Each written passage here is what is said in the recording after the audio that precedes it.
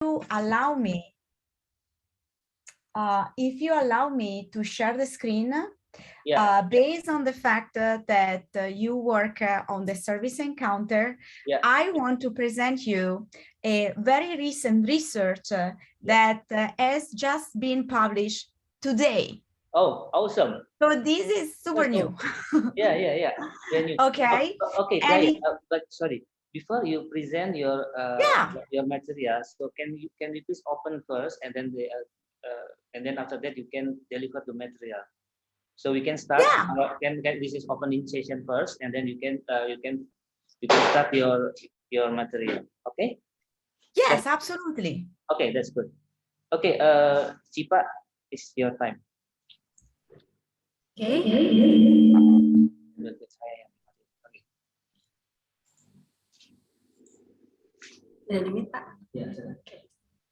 Assalamualaikum warahmatullahi wabarakatuh. Waalaikumsalam warahmatullahi wabarakatuh. Good morning, ladies and gentlemen. Peace be upon us all. The Honorable Mr. Radian Dananjoyo SMSc, PhD, as Director of International Management and Business Studies. And then the Honorable, our keynote speaker for today, Gaya Rankari, PhD, as lecturer at Business and Economic Department, Allegheny College, USA, and the honorable audiences who are joining this IMEX guest lecture webinar. First of all, let's thank Allah, the Almighty, the most beneficial and the most merciful, to give us strength and health so we can meet together at this event. Second, let's deliver salawat and salam to our beloved Prophet Muhammad sallallahu alaihi wasallam, who brought us from the darkness to brightness time right now. I would like to introduce myself as the host of this webinar. My name is Ashifa Agnia. I am an IMEP student batch 3 2018. The honorable audiences, before we begin this event, let us pray together by reading Basmalah. May Allah subhanahu wa ta'ala make this event beneficial for us, all of us, and this event can run smoothly and conducively. Bismillahirrahmanirrahim. Please allow me to read several sequences of our agenda. The first is the opening, which we previously had read together. And the second is introduction. The third is opening by moderator. The fourth is presentation by speaker. The fifth is question and answer session.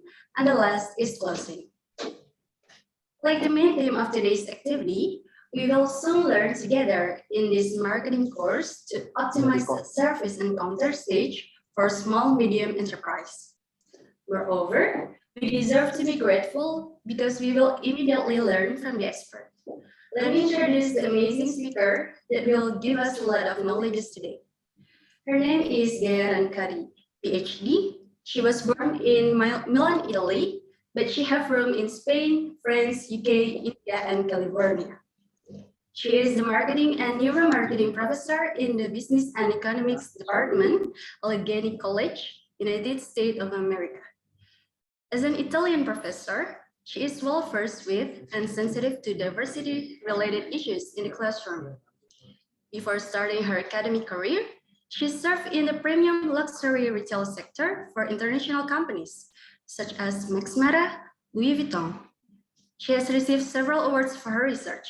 She won an award as a Woman of Excellence at the World Women Economic Forum, and at the conference titled Convergence 2020, winning through service excellence. She also a member of the American Marketing Association, or AMA, and judge for the AMA undergraduate research competition. There is a brief explanation about our speaker profile. Step on to the main agenda. Let me invite Mr. Radian as our moderator today. Mr. Radian Dananjoyo, the time is yours. Okay, thank you, Cipa. Assalamualaikum warahmatullahi wabarakatuh. How are you, everyone? Good. So today we are very lucky today because we have a very outstanding speaker. So you can learn a lot of things today from her experience, from her expertise about the service encounter, especially in the store industry or in the retail industry. Sorry. So I'm expecting that all of you will be able to know what is the meaning of service encounter, and then the most important thing is how to implement in the real industry. So Gaia, thank you for your coming today, even though we have some misunderstanding. But yeah, maybe it's time for you to start your talk about the retail, about the service in the retail industry. At the moment, we have 170 participants here. So there are a lot of people here that they want to hear your thought. Okay, it's time for you, Gaia, to start your lecture. Thank you so much. Thank you so much. This long presentation makes me feel so old. Okay, I said, oh my God, I've become so old to have done so many things. So, so let me share the screen with you. Okay, this.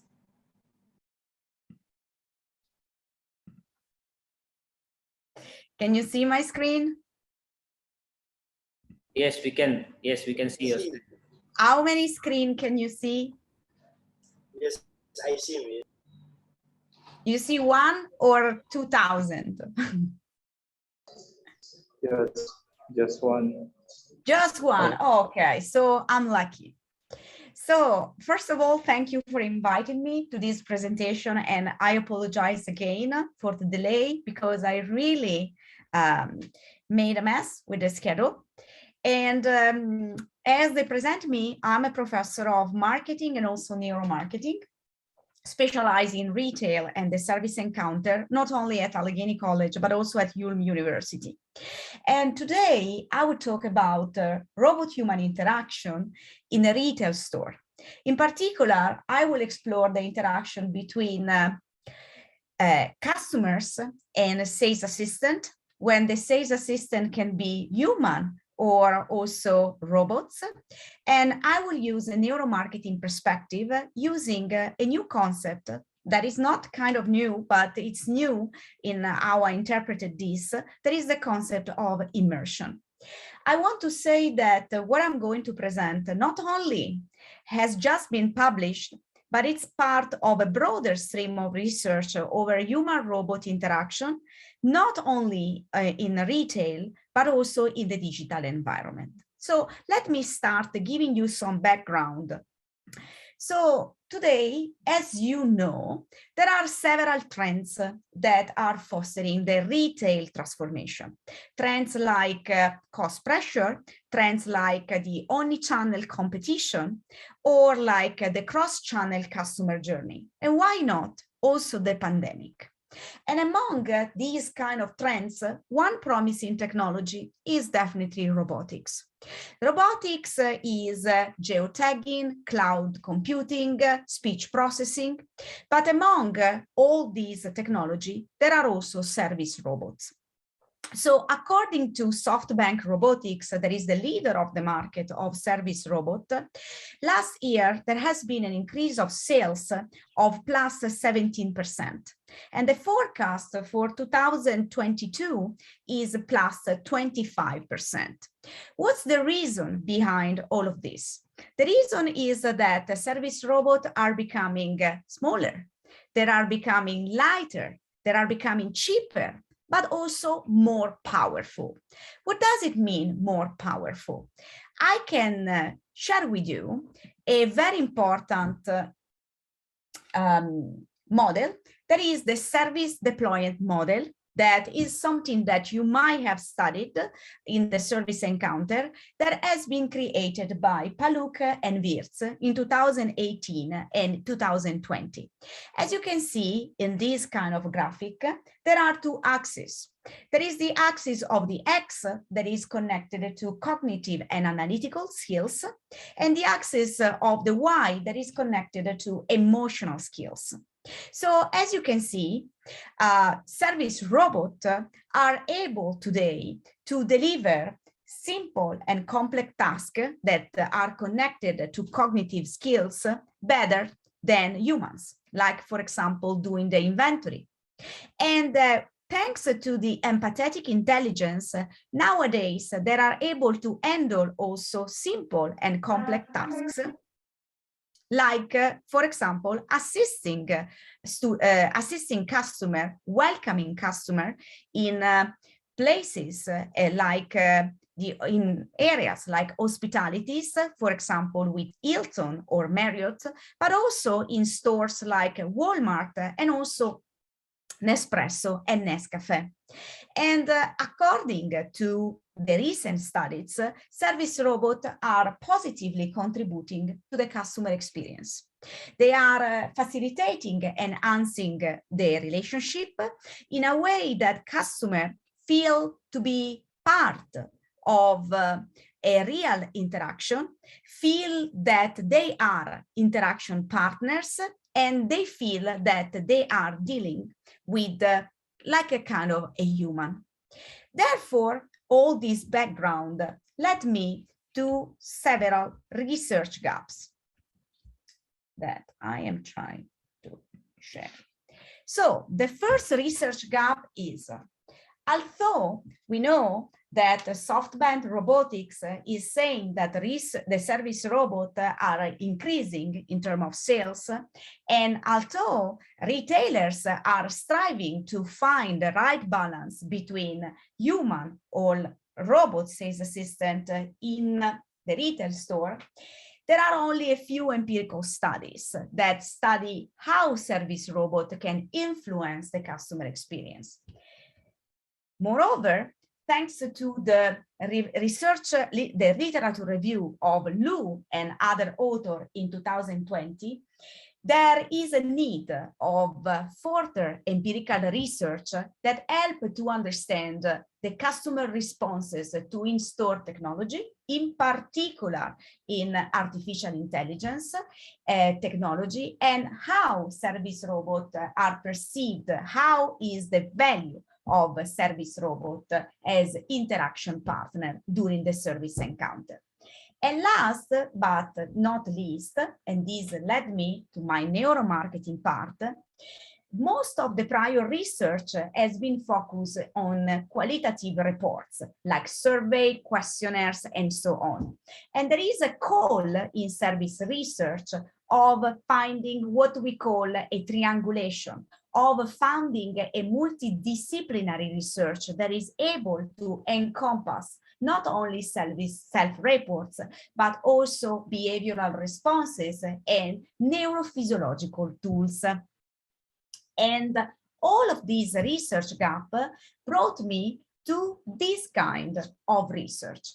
I decided to examine the level of customer immersion in human-human versus human-robot interaction during the service encounter in 4 stages of the selling process that are welcome, store introduction, brand storytelling, and surprise. And I try to understand also how immersion is able to affect the store visit duration. What I'm going to share with you right now is the conceptual framework. But before doing this, I want to tell you what is immersion, because this is an important concept. So according to Zach and Barazza, immersion is a neurophysiological process which occurs when a person experiences deep attentional, this is important, and emotional involvement in the environment. The concept of immersion has gained a lot of visibility thanks to the book of Pine and Gilmore that I think you know, a book of 1999. That is the book of the experience economy. And according to this book, immersion has been connected to memorable customer experience. Immersion is a concept that has been studied in psychology, in consumer behavior, nowadays has been studied in gaming and also in virtual reality, and is connected to the concept of narrative transportation. What is narrative transportation? Narrative transportation is when we are immersed in something in a way that we feel deeply inside and we forget the surrounding. For example, you are immersed and transported in a narrative when you are watching a movie that you love, or when you are reading a book that you like. This is narrative transportation. And narrative transportation and immersion causes changes in moods, in attitudes, in beliefs, and also in consumption. Barraza in 2015 has explained that the more the people were immersed in a narrative, the more likely they were donating money for the organization that created the narrative. And in 2018, Schmidt, connected to the customer experience, has used the concept of immersion for the selling ceremony process. Therefore, I decided to utilize this concept of immersion for my study. So now let's see this conceptual framework. So we have three hypotheses. Hypothesis number one, the level of immersion in the shopping experience increases when the customer is interacting with the service robot. Hypothesis number two, the immersion has a significant and positive effect on store visit duration. And hypothesis number three, the delivery mood, so the fact that in the store there is a human or a robot sales assistant, moderates the relationship between the immersion and the visit duration. So in order to find an answer to this hypothesis, I developed a methodology. So what happened? I decided to create a field experiment in a real retail store. And I decided to have a random sample that was composed by real customer of the store. And I created two experimental conditions. In one condition, the customer were interacting with a service robot that is Jibo. You can see Jibo. In the other condition, the customer were interacting with a human sales assistant. And throughout the interaction, I measured the neurophysiological responses. I don't know if you recall, but immersion is connected to attentional and emotional neurophysiological responses. Attention is connected with the heart rate and the heart rate variability, whereas the emotion is connected with the galvanic skin response. So I measure the neurophysiological responses of the customer throughout the service encounter. Then the service encounter were recorded and timed in order to obtain the visit duration. And at the end of the service encounter, I collected some demographic like the age, the gender, and the familiarity with the brand in order to use them as control variable. At the end of this, I analyzed the data and I derived the heart rate variability, and galvanic skin response, computed them with the R package because there is a lag between the heart rate variability and the GSR. And I asked to observer to code the stages of the selling process. And the stages were, again, welcome, store introduction, storytelling, and surprise. They coded these kind of behaviors, watching the recording, until they got an intercoded reliability of 94%. Then I analyzed the data with ANOVA regression and the moderation of IS. And here you can find some findings. For the hypothesis number one, the presence of robots increases immersion in the shopping experience. If you check in the axis of the X, you can find the overall experience, but also 4 important moments of the the service encounter that are welcome, store introduction, brand storytelling, and surprise. Whereas in the axis of the Y, there is the level of immersion.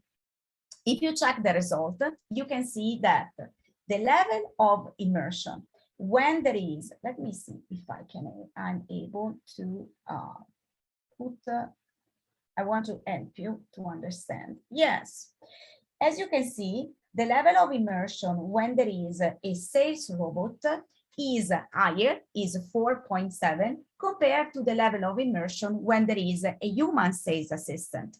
And the result is statistically significant. But if you check the moments of the service encounter and of the selling process, you can see that the two moments that are statistically significant are the moments of the welcome and the moments of the surprise. And these might help us to understand that probably are these two moments that are leading the immersion. And this led me to a partial acceptance of these findings. For the hypothesis number 2, the impact of immersion on the visit duration, in this case, I ran a multiple regression analysis, and I did use as control variables the age, the gender, and also the connection, the familiarity with the brand. As you can see here, the level of immersion positively impact the visit duration. The beta coefficient is 0.1178, and the p-value is statistically significant. And this somehow confirms prior research that says that when the customers are engaged in the shopping experience, they are more than likely to spend the time in the store. And for the finding number 3, that is the moderation effect on the interaction mood, we have this kind of result. In the axis of the X, you will find the 4 moments of the selling process that are welcome, story introduction, storytelling brand, and surprise. Whereas in the axis of the Y, we have the time, we have the store visit duration, we don't have the immersion. But if you check the immersion in all the several moments, you can see that when the customer is interacting with a human sales assistant, the customer all the time is staying longer in the store compared to when the customer is staying with a robot sales assistant. We run this model not only on the overall experience, but also in all the steps on the selling process. What you can see here are the single steps of the selling process. So this result brought us to this kind of discussion and insights. Number 1, the presence of a robot in a retail store when there is a service encounter has a positive effect on the customer. So now you are the expert, you have a class of services marketing. So probably you know that during the selling process, there are 2 kinds of communication. One communication is the surface acting, and the other communication is the deep acting. The surface acting are all the kind of communication that are artificial, and they are part of the selling script. And then there is the deep acting, that is the acting that is spontaneous. In the case of the service robot, we have a surface acting. But even if there is the surface acting, even if the communication is artificial, customers enjoy talking with the service robot. But as we have seen in the findings, there are 2 important moments that lead these findings. And these moments are the moment of welcome and surprise. Let me explain this to you. For the first one, we have the moment of welcome. So there have been a lot of study, and the most important one are the one made by Kanda and Brezel that said that when the customer is meeting for the first time a service robot, it is under the effect of novelty. This is a short-term effect that causes an increase of engagement. These kind of effects tend to decrease as long as the customer is dealing with the service robot. And this explains why when the customer is meeting the service robot, we have an increase of attention and emotional engagement. The second moment is the moment of delight. So you study the service encounter, and you know that inside the selling process, there are some kind of moments that are called ordinary moments. These moments are the moments of welcome, story introduction, storytelling, handling objection, going with the customer to the cash register, farewell, and so forth. These are ordinary. Plus, there are some other moments that are called extraordinary moments. Moments like I'm giving the customer a plastic bag to put the umbrella because outside is raining. I welcome the customer using the language of the customer. Or I give the customer a surprise, like I offer the customer a coffee, or for example, some tea or some water. In this case, we have moments that, because are extraordinary, are moments of delight. So we discover that when the service robot is dealing with the customer and we have this moment of delight, that in our case was offering some chocolates, we have an increase of the level of engagement. These results are also in line with the neurophysiological results. And this is kind of important for you. Neurophysiological results in the psychology study show that when you offer a customer a gift that the customer is not able to understand in terms of price, like flowers or like chocolate, you have an increase of level of arousal and balance, in the sense that you have an increase of emotional engagement and positive emotion. It's important to stress the idea that the gift that you give to the customer must be a gift that is not connected to any price. Then let's see other kind of result. The immersion has a positive effect on store visit duration, and these definitely support the previous research findings that says that the more the customer is engaged in the shopping experience, the more time the customer will spend in the store. But participants that were exposed to a robot sales assistant report a shortened visit duration compared to the customer that were exposed to a human sales assistant. Why this different? Because when the customer is dealing with a service robot, the customer is looking for efficiency. Whereas when the customer is dealing with the human sales assistant, the customer looks for other kind of stuff, like, for example, looks for a relationship, looks for recommendations, looks for advices, looks for suggestions. And that's why, even if our customer might be more engaged with the robot, wants to stay longer in the store when there is a human. And the other thing is that neurotools, and this is kind of new, are able to provide insight about the dynamic nature of the interaction. So neurotools are able to understand what happened during the service encounter, not only not like self-reports that are telling you what happened, but after the service encounter has been done. What are the managerial implications of all of this? To come back also with the title of what you are doing.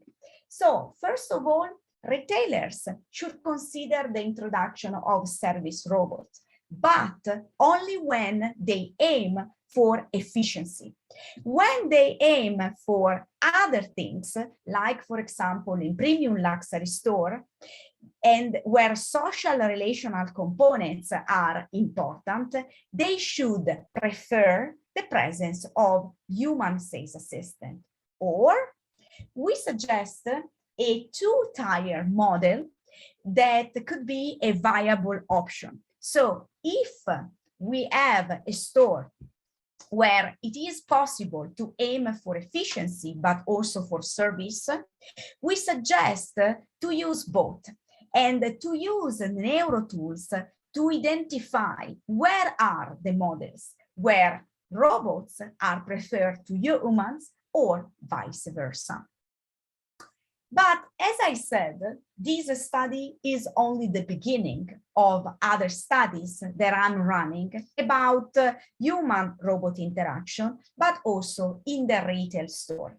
And after this study, I ran another study where I measured the effect of a sales assistant customer interaction on immersion in premium luxury retail store. So essentially what I did, I still work in my research inside a real retail store. But this time, instead of putting the neurophysiological tools on the customer, I decided to put the neurophysiological tools on the sales assistant. Why? Because I said, I might help the company itself, and in the future, they might put the wearable sensors on the sales assistant instead of the customer. And what I discovered was that the sales assistant is more immersed in the interaction when he or she is dealing with a new customer instead of a loyal customer. And this somehow brings back to the effect of delight. So when we are dealing with something new, probably we are more attentionally and emotionally engaged compared to when we are dealing with somebody that we already know. I also discovered another thing that is kind of more important, that the level of immersion of the sales assistant is able to predict the final purchase.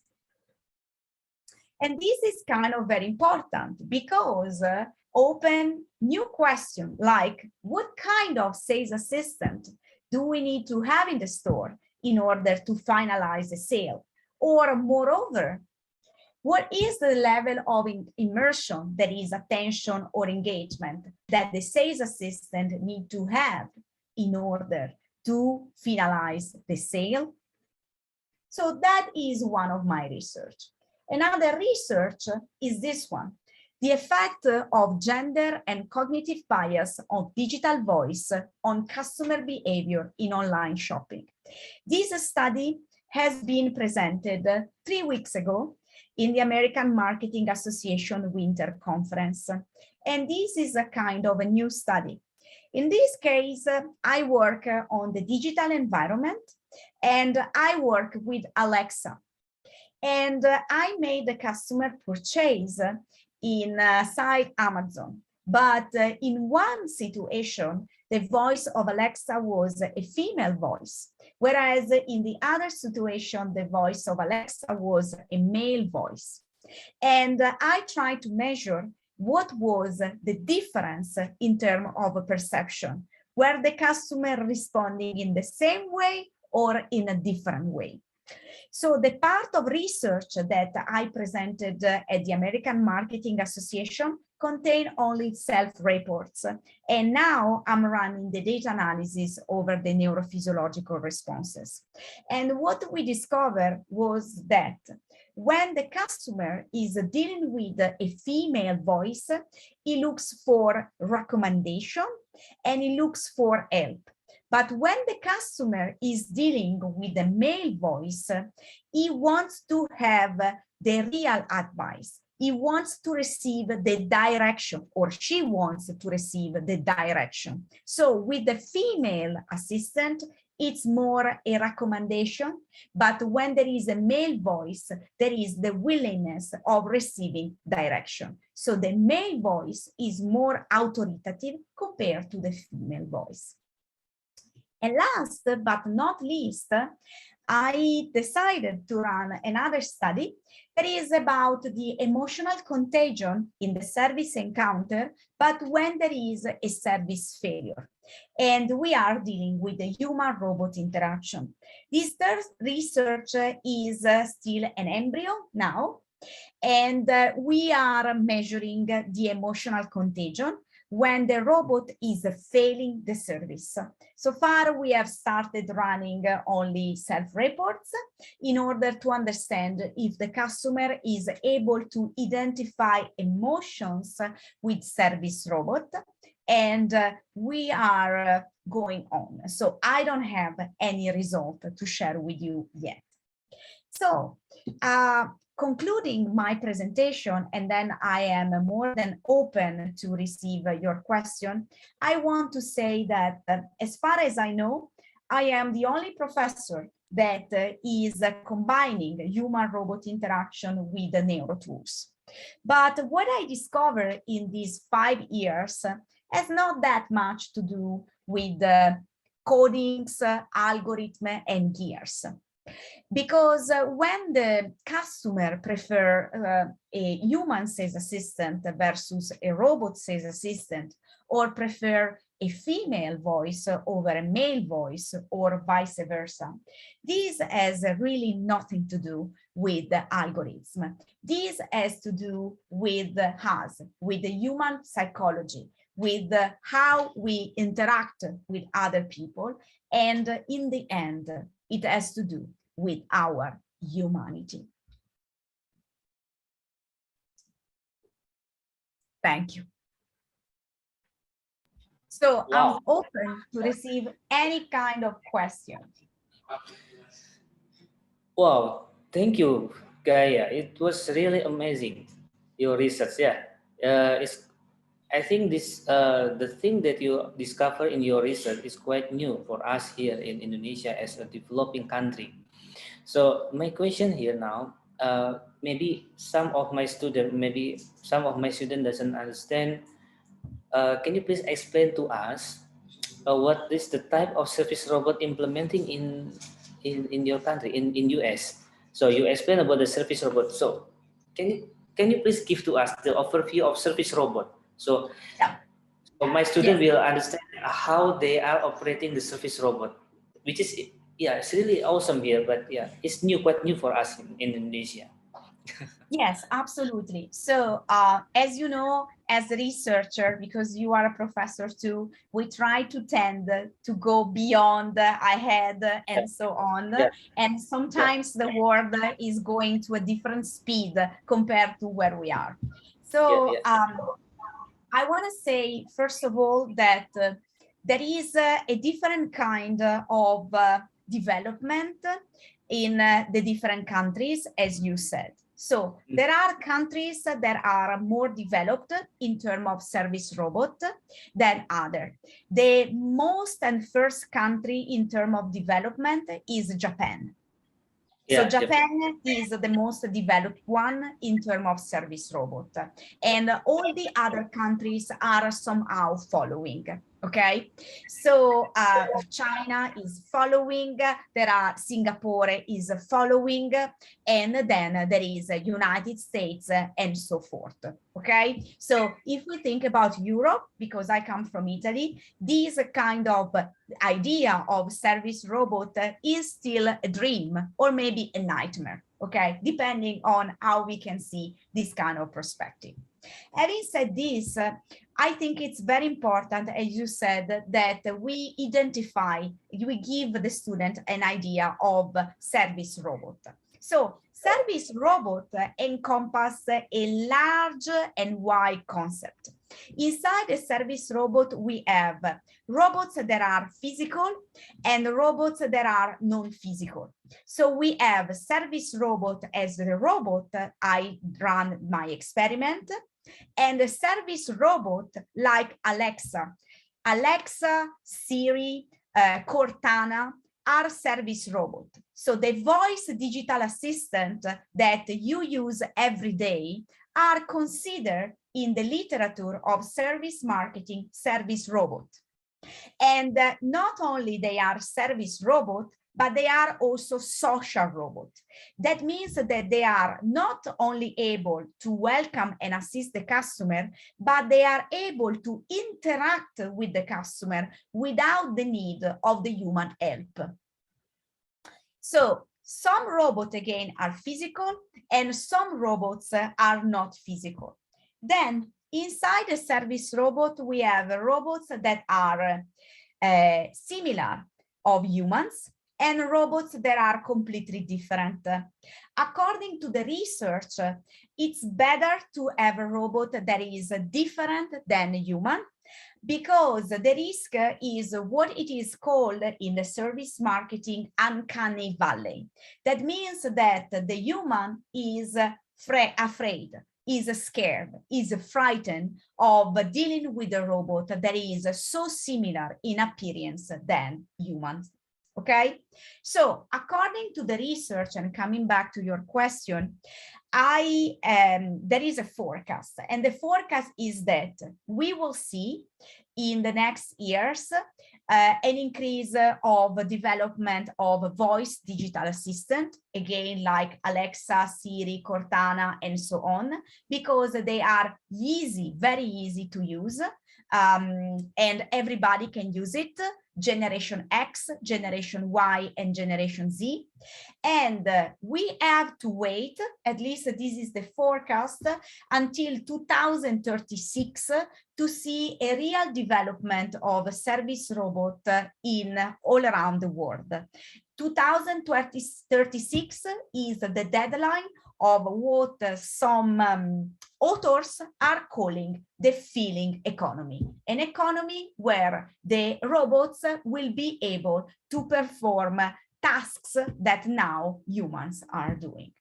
Have I replied to your question? Because I'm not sure. Sometimes I go on and on and on. Yeah, I know. So we can get the overview at the moment about what you're talking about, because I just assuming that some of my students was confusing what is service robot because it's not familiar here. So this is quite a good topic. So if there is another question, maybe, so it's interesting topic, please ask question to Professor Gaya. So it's really interesting. Maybe in the future we can have a collaboration research, yeah, because my research also mainly in the service. So, but yeah, absolutely. Yeah, so we can, I can contact you after this. I still have another question, but maybe let our student asking first the question. Is there any question here? Raise your hand. Yes, I have a question.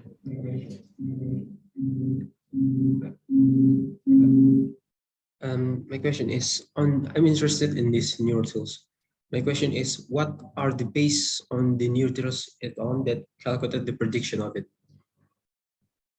So are you asking what kind of neural tools I did use?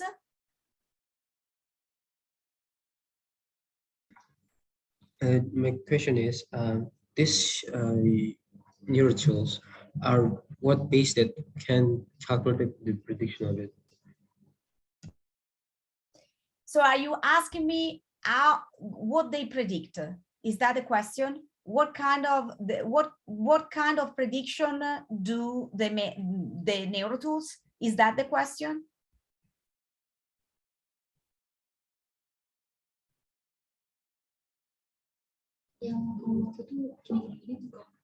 Yes, ma'am.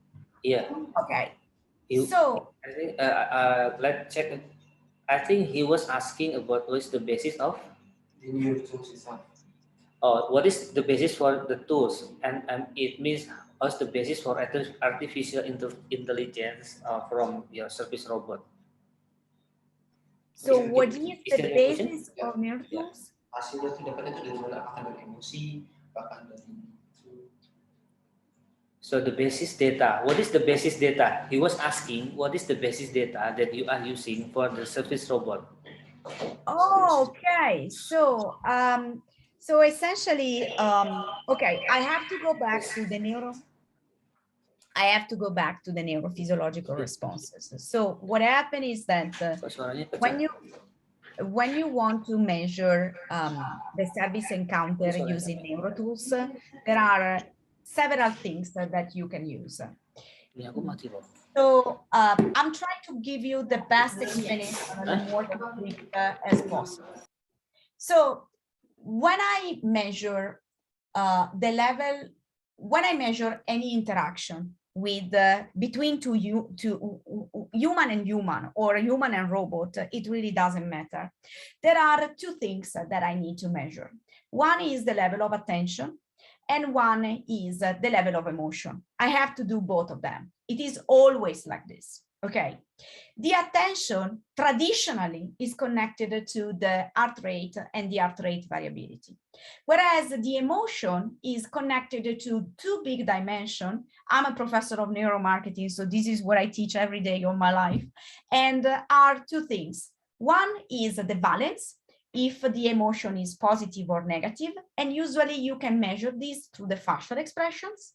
And the other one is the level of arousal that you can measure through the galvanic skin response. You can use also the eye tracking, but now I'm explaining you what happened when you are dealing with a normal service encounter and you are in the store, okay? So what happened is that you need to measure both of them, and the heart rate variability and the galvanic skin response don't go in the same way, in the sense that when there is a reaction of the heart rate, the GSR has a lag of 2, 3, 4, 5 until 7 seconds. So what you have to do is measure all these measures, and then you have to combine all of them together, creating the same kind of time period. How do you measure all of this? So the first thing that you have to do is understanding the baseline of the person when the person is relaxed. Then you have to measure what happened in terms of heart rate, arousal, and valence when the person is interacting. And then you have to measure the baseline again at the end of the interaction. At the end of all of this, you measure the difference and you come out with the result, second by second. And the other thing that you can measure is the frequency and amplitude of these responses, and you will get additional measure. I don't know, was this your question? It was his question, I think, yeah. Yeah. So he was just curious, what is the basis that, or the basis data that you are using to measure this one? Okay, interesting. Is there any other question? It is really interesting topic here. Not many scholars discussing about this here. There is question from the chat box. I want to ask, is there a strategy implemented in an effort to develop a business in the form of a robot effective in this pandemic era? So I see several questions. Okay, so let's start with the part of pandemic era. So that was my concern, because I spoke to the authors of The Feeling Economy, and I said, what is going to happen? Do you forecast an increase of service robot in the pandemic or not? So the answer is yes. So because during the pandemic, service robots were used instead of humans to serve customer, but also in the hospital. So I think that the pandemic has somehow facilitated this transition. But there is a very important but that I want to share with you. So if you go on internet, you can find this hotel. I'm going to write this in the chat. This hotel is called NA Hotel. And it is an hotel that is very, very famous because when you go there, you are welcome and assisted only by service robot. The receptionists are service robot. Even the fishes in the tanks are service robot. And wherever you want, there are service robots that are helping you. For example, they pick up the bag in the hotel, they drop the bag in your room, and so on. This happened in 2015 and was super important. It was the first hotel open with robots.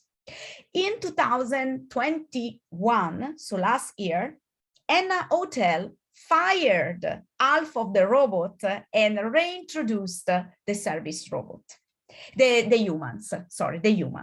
What happened? It happened exactly what I explained in the research. So when you want efficiency, you want the robot. But the problem was that customer wanted recommendation, suggestion. Where shall I go tonight? Where do I need to eat? Do you have any suggestion? And the service robot was not able to do any of this. So is the pandemic implementing or not the use of robot? Yes and no, because there are things that the robot can do without getting COVID, but there is nobody so far that can substitute the human in terms of empathy. Even if there is a robot that is called a replica that is able to replicate totally the way we talk, and therefore you feel understood and is becoming more and more empathetic. So I cannot provide you a final question. I can provide you an answer, sorry. I can provide you only additional questions. And this is something that you might want to do research about.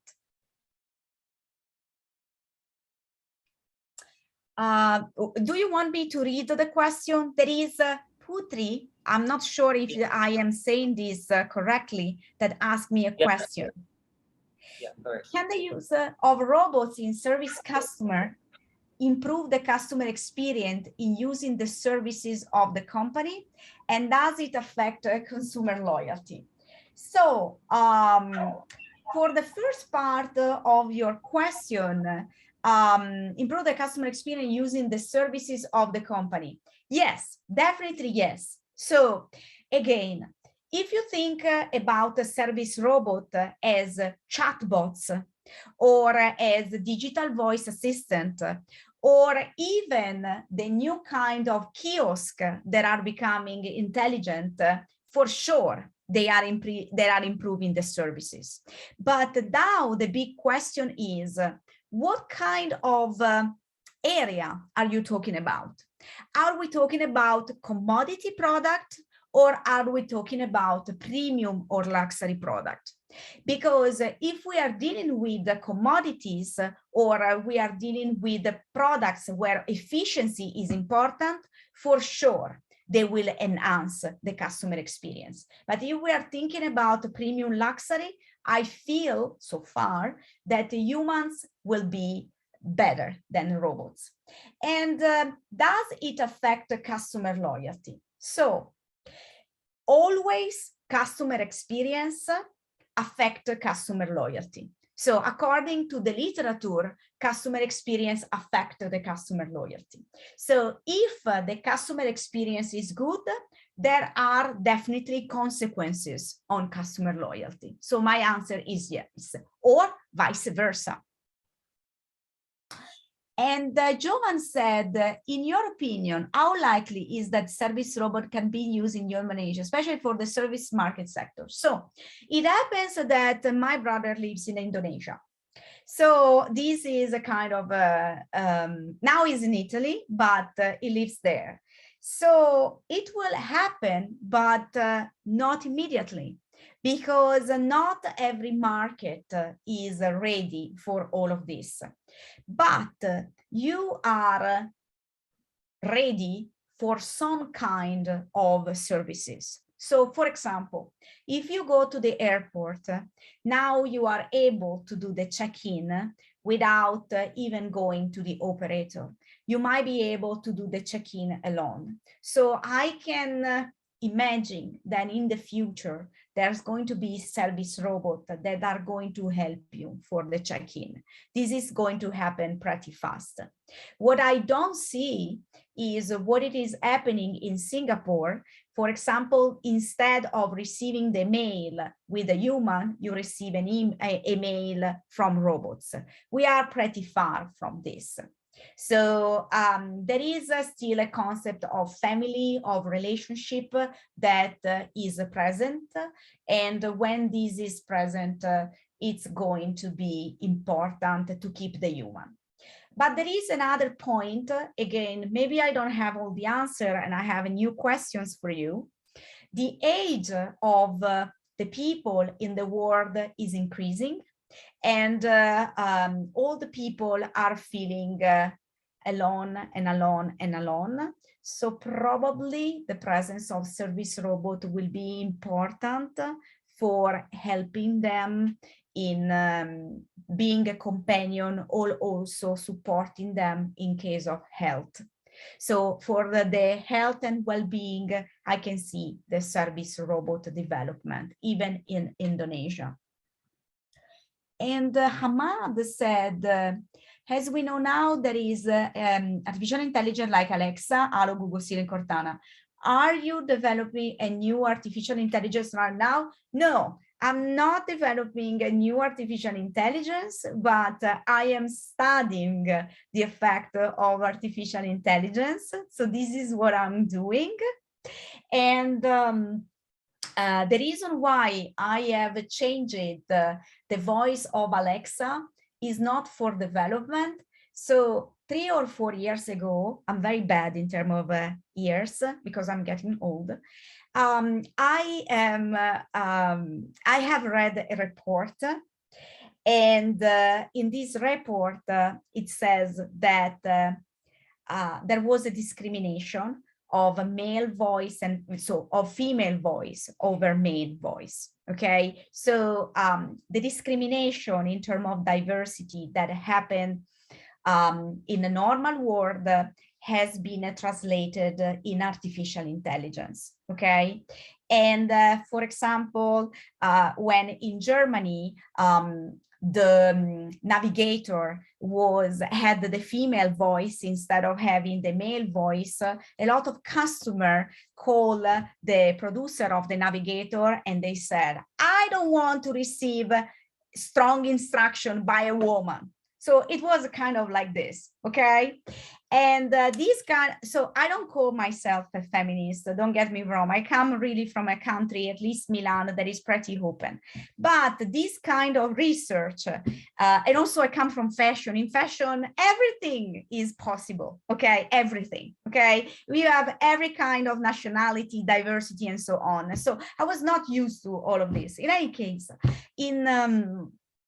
I have learned through this study that female voice is perceived differently than male voice. And this led me to run this study that I'm doing right now. So I call myself more of a person that wants to understand how to interact better to each other. And that's why I don't study artificial intelligence. I study more the result of artificial intelligence. Yeah, that's awesome, the result of artificial intelligence. But I have a question like this. Let's say if you are as a business owner here, so in order to anticipate the changes of technology, become everything everything using a service robots.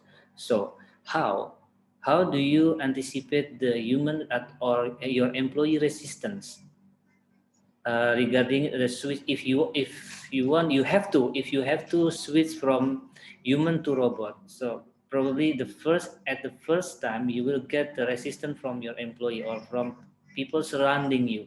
So what should we do as a owner to anticipate this situation? This is a very good question. This is an excellent question. So, I mean, yes, absolutely. So I can give you two answers that opens two additional questions. Okay. So it's always like this. Okay. This is what happened, no, with faculty. You want the answer and you get new question. You say, how it is possible, all of this? So, the resistance that you find with the service robot is the same resistance that you find in all the time you introduce any kind of technology in the store. This is true. It is true. It was true for the RFID. It was true for the cashless option. It was true for the credit card and so on. You will always have the seniors that are very much resisting and the juniors that are more open and more welcoming because they come from different kind of generation. And this is in general. And I refer to this to a model that probably you know, that is the technology acceptance model. Okay, that it's the model that tells us that we tend to accept something only if it is useful. But in the case of the service robot, we have one additional problem, because the employee are going to say, listen, if I accept the service robot, I'm going to lose my job. So give me a good reason why I should be happy to all of this. And the truth is that service robot will not substitute a human sales assistant, will only help human sales assistant in doing things that can do better. So for example, inventory. So giving the service robot the work of doing inventory helps the sales assistant to stay more on stage, to stay more on the store, and deal better with the client, with the potential customer. This is something that I think we have to teach not only to the sales assistant, but also to the company. Because what happened in services is that the company say, oh, now service robots are the new trend. Let's buy this service robot. And then they don't even know what the hell they have to do with this service robot. It's true. It's true. Because I presented this at the World Retail Congress and they asked me, and I said, listen, during my experiment, it happened that the Wi-Fi connection was not working. And I found myself coding like in time zero, the robot, in order to answer the customer. Yeah. We don't have coder in our stores. So you really need to be able to place the service robot in a place where even if there is no Wi-Fi, the service robot are working fine. Where, for example, in the welcome, yeah, when they say good morning, okay, good morning, or when they give the farewell, or why not next to the cash register, and leave the human in doing the things of dealing with the customer in all the other possible situation, in all the other possible moments. This is what I say. And also, to go back to your question, I ran another study that was more for a commercial purpose because and less for academic purpose. And I tried to understand what was the reaction of service robot depending on the generation. So what I discovered was that the generation X, it's a no, no, no. I want human in the store. The generation Y is I want to have robots. And what was surprising was the generation Z. The generation Z was, for me, it's really the same. Having human or having robots is the same because they are kind of used to this. So the thing is that if I am a company, what kind of customer do I have? If I have the generation X, why pay money for a service robot? And if I am a generation Y, because the robot is important in the moment of surprise or in the moment of the new thing. Shall I keep the moment every day or only, for example, in some specific occasion?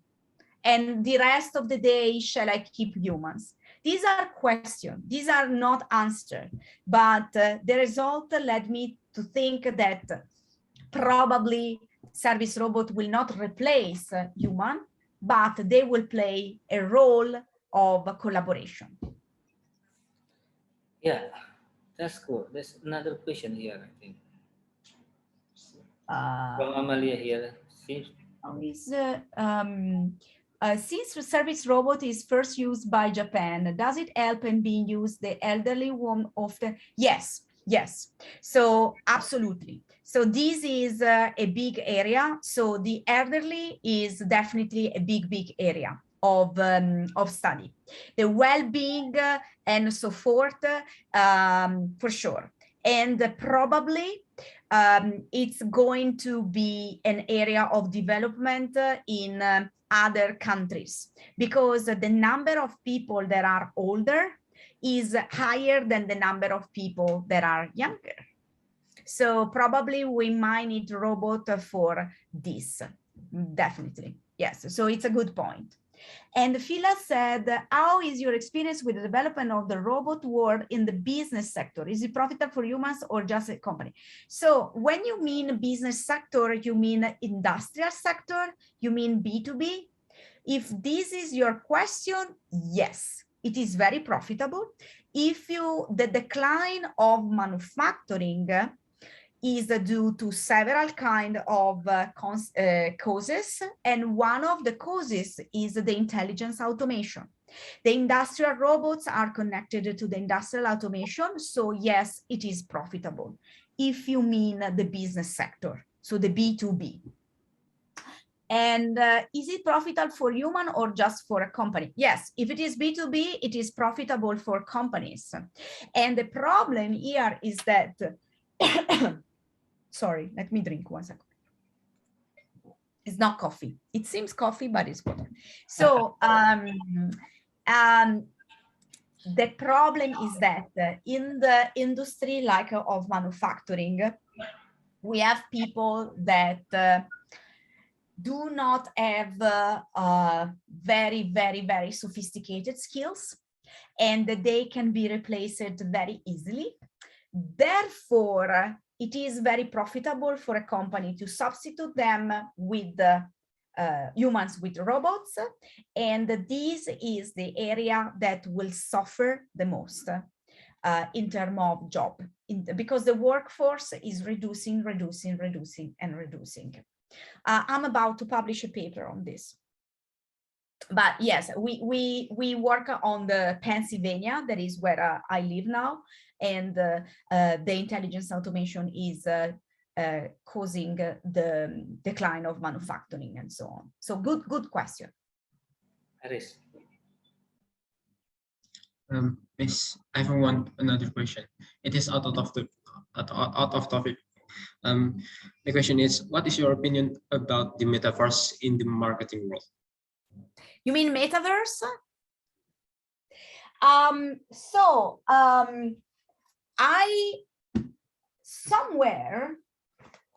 have on my desk, so I'm sitting on my desk, several kind of books about metaverse. Okay, I don't have one, I have several. Okay, yes, absolutely. So what is my opinion? My opinion is that the Web3, where metaverse is going to play an important role, for sure, 100%. And my opinion, talking about the service sector, is this one. So I'm running a study about this. So this is my new study, new. I'm going to run the study in April. So my opinion is that because of the pandemic and because of the war, we are going to use metaverse to kind of transform the stores that are the physical store in stores in virtual reality. And I feel that this is my opinion. I might be wrong, okay? But I feel that the virtual reality is giving you more customer experience than the online and the website itself. And I feel that metaverse will become the new way, not only to have the customer experience, but a new way of paying. And we are going to pay almost everything with the cryptocurrency. I don't know how this will happen, but I'm sure it will happen. And I saw this, okay, you know where? I know it's sad to say all of this, but I'm seeing this in the Ukraine war. So the Ukraine war now is funded with the money that are coming from cryptocurrency. And isn't it true? And the war that they are kind of doing is a war on metaverse. So it's a war that is there. So I definitely see a future. And in my opinion, the metaverse is going to be even more successful than the Web 2. Because you can do more than this. You can really interact. So now, because you asked me and you were nodding, what is your opinion? Okay, thank you, ma'am.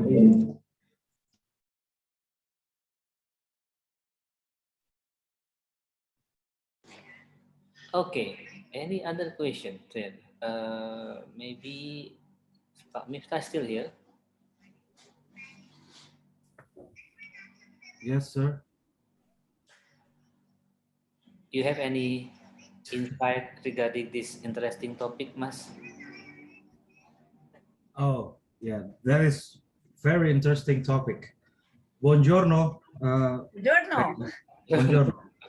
Mi chiamo Miftah. Piacere. Only that. Only that. Okay, but I actually put my perspective on the way the company want to apply this. Is it really, I mean, like, do you think that it's gonna good investment for the company to apply the service robot in the near future? Because I think to apply this kind of technology, it should be really expensive. I don't know, maybe it's only in my mind because I never have this kind of experience interacting with some robots and so on, unless the AI like Cortana, like Siri and so forth. But to have this kind of technology, I have the perspective that this is really expensive technology, that it's not going to happen in the near future, but maybe in 5 or 10 years it's gonna be happen. But what do you think about this? Or maybe the pandemic will speed up this kind of technology to be applied in some companies, or maybe you can share your thoughts about this. So service robots are becoming cheaper. Oh. So yes, you can buy service robot with $500, whereas before it was only possible to buy these with the 2,000, 5,000, 6,000, and so on. So robots are becoming cheaper. And the first robots that you can see in the market that are cheaper are robots for like toys for children. If you check around, you will see that there are robots that are very, so they are not expensive. Okay, so you can buy them, they are affordable and so on. And this is a strategy because if the children get used to the robots in the future, for sure, they're going to use them. What I see as the biggest challenge, because I have Jibo is behind me. Okay, now he's sleeping because he's very noisy. He can bother everybody. But I have also Misty, that is another robot. So I feel that now, because now I play with them, the biggest kind of threat for service robots is the coding, because the coding is so difficult for an average person. You cannot expect that all the people in this world will be able to use Python. Can we agree with this? So the problem is not the money, the problem is the coding. So I know that MIT several years ago created Scratch.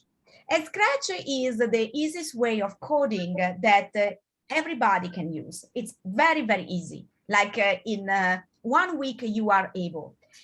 If they are not able to create a service robot with the with a very easier coding, you will not see the implementation.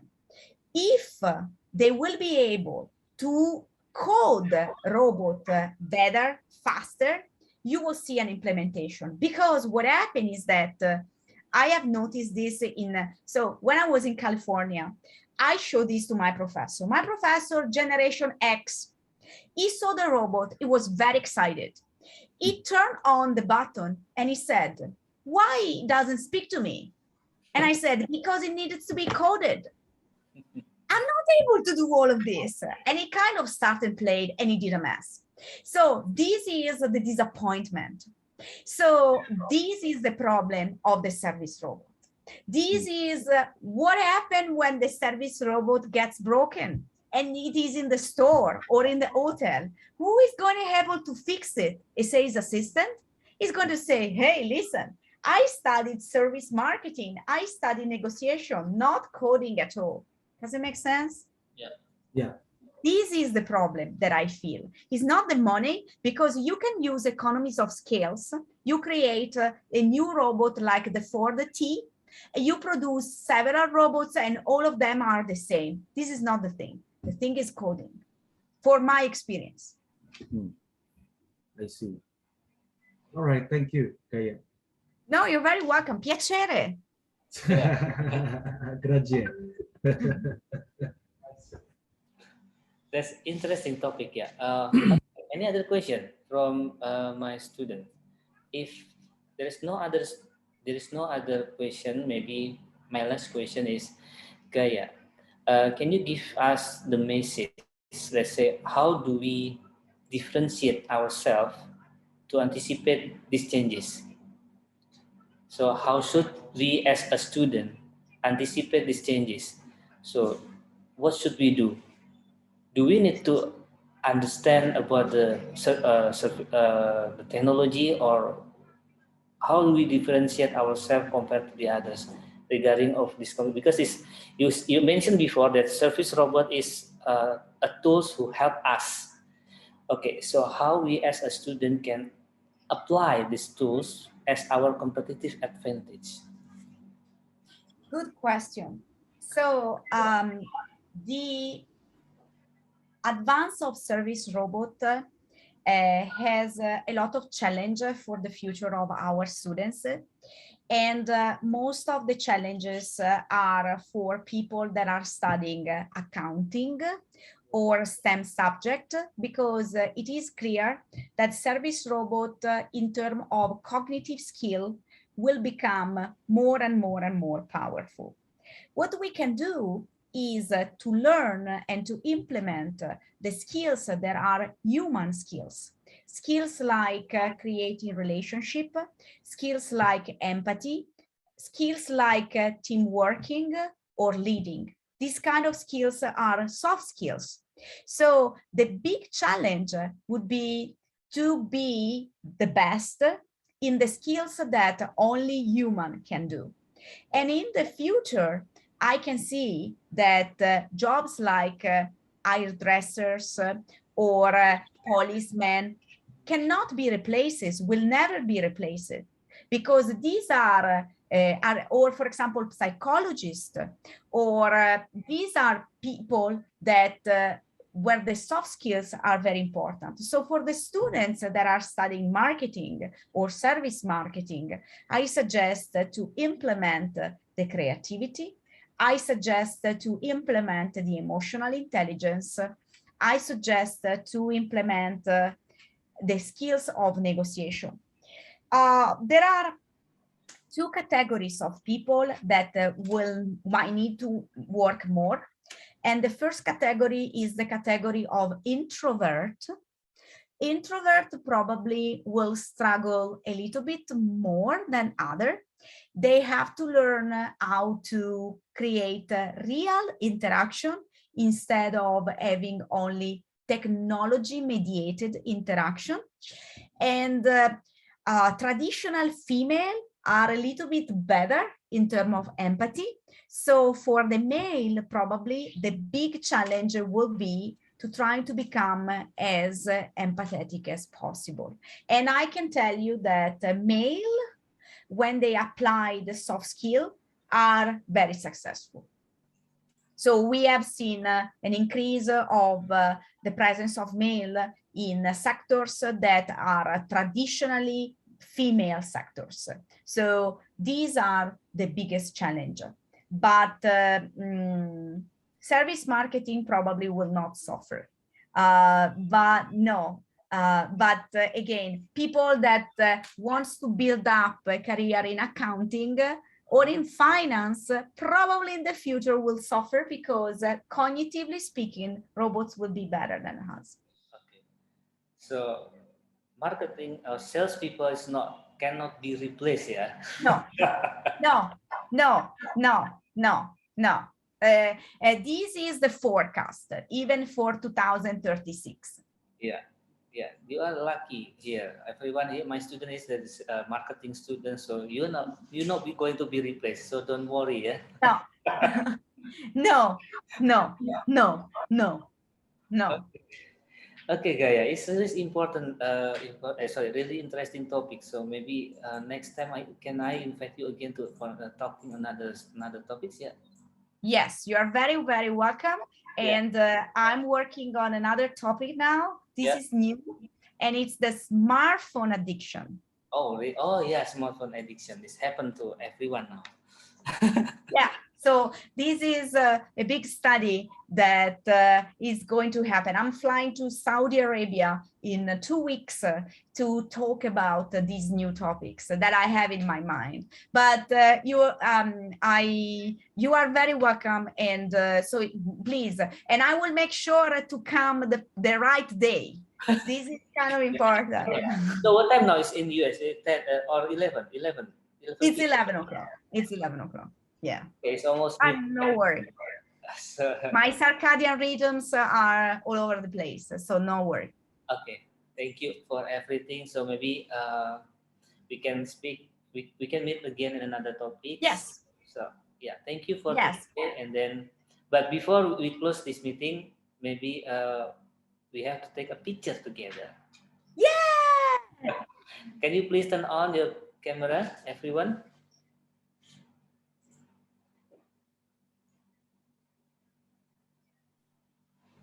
Hello, everyone. Can you please turn on the camera so we can take a picture together with Professor Gaya? It's really awesome, ya.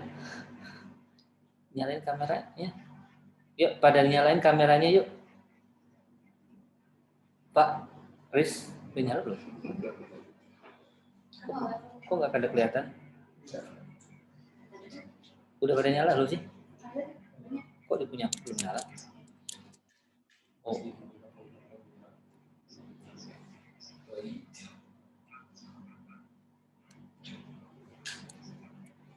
Okay, Cipa, can you start counting?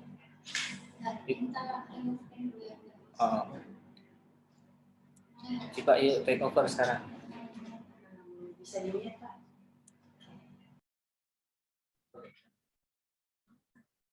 Ada di sini. Dia kok aja ya. Okay, I will count. 1, 2, 3, pose. Okay.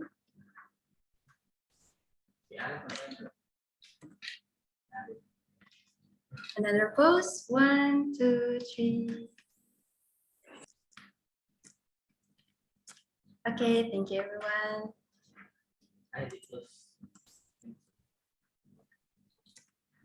Okay, thank you for Mr. Radian and Ms. Gayaran Kari for your lecture.